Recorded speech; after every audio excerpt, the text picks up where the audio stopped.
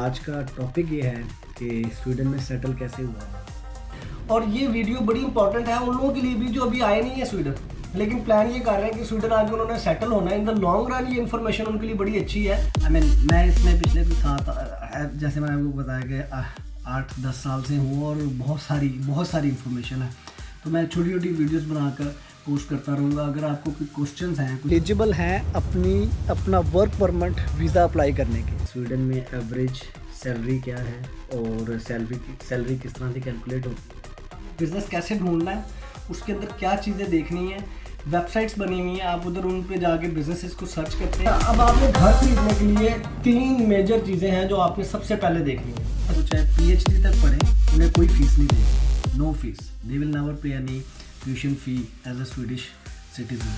तो स्वीडन में हर सीज़न की एक अलग से जैकेट है। उसको स्टार्ट करें एज सुन एज पॉसिबल ताकि आप उस साइकिल में आ सकें जिसमें बिजनेस वीज़ा आपको मिलता है। मैं लाहौर से हूँ, तो मैं पिछले कुछ अरसे से सोच रहा था कि अपने गार्डन में ना एक आउटडोर कुकिंग प्लेस बनाता हूँ, उसके लिए मैं ना कढ़ाई ढूंढ रहा हूँ तो मुझे ना कढ़ाई नहीं मिल सकी अभी तक।